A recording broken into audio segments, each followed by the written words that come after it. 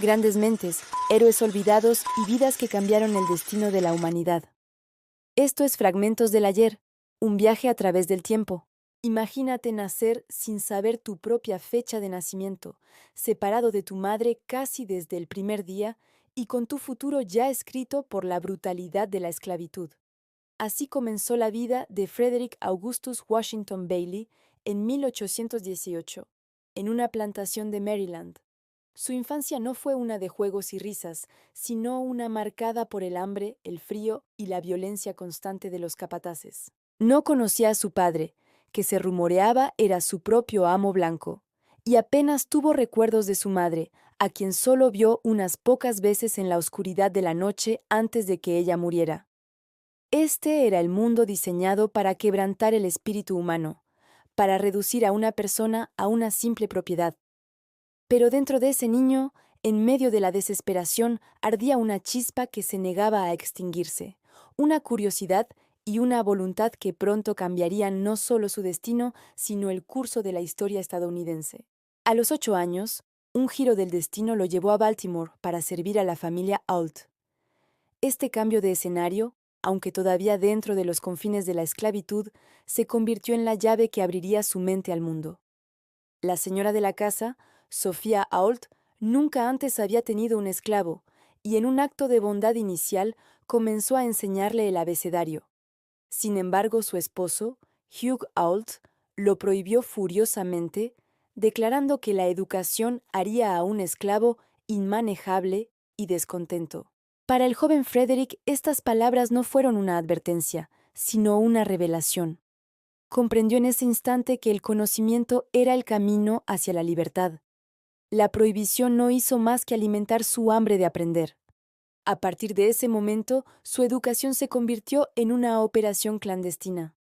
Con una astucia increíble para su edad, intercambiaba trozos de pan con los niños blancos pobres de su vecindario a cambio de lecciones de lectura.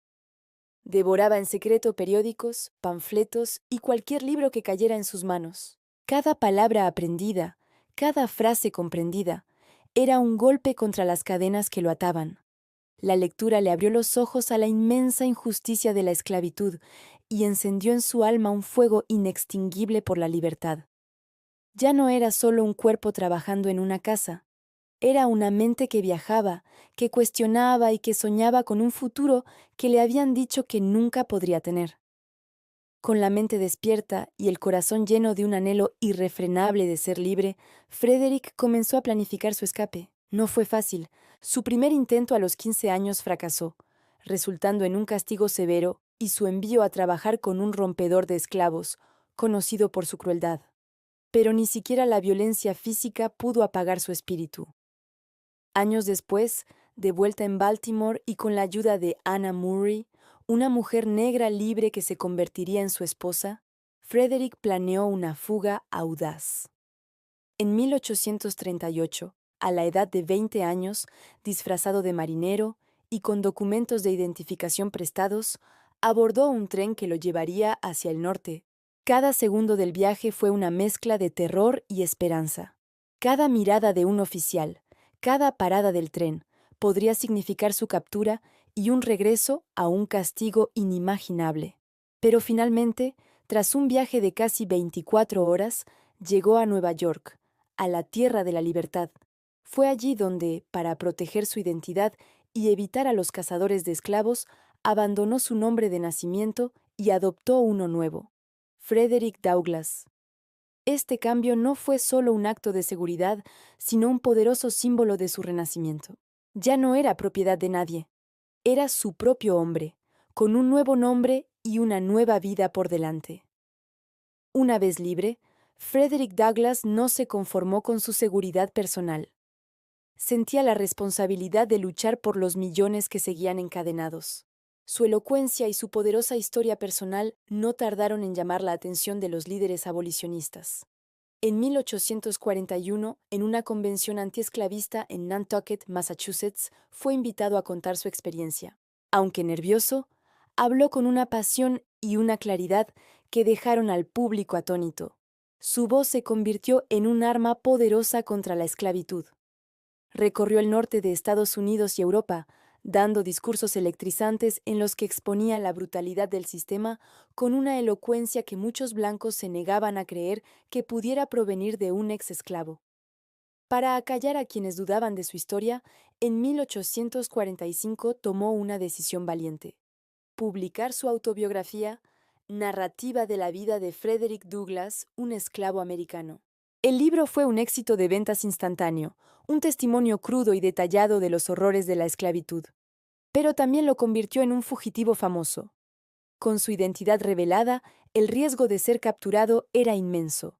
Se vio obligado a huir a Gran Bretaña, donde continuó su lucha, ganando apoyo internacional para la causa abolicionista, hasta que amigos británicos recaudaron fondos para comprar legalmente su libertad, permitiéndole regresar a Estados Unidos como un hombre libre sin temor a ser recapturado.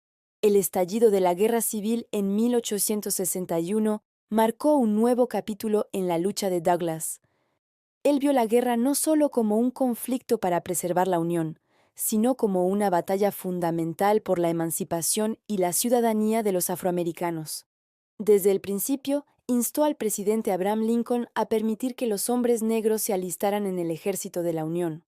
Argumentaba apasionadamente que si los negros luchaban por su propia libertad, nadie podría negarles después los derechos de ciudadanía. Douglass se reunió personalmente con Lincoln en la Casa Blanca en varias ocasiones, un hecho extraordinario para la época.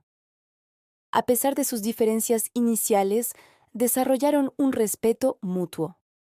Douglass presionó a Lincoln para que hiciera de la abolición un objetivo central de la guerra, y su voz fue crucial para cambiar la opinión pública y política.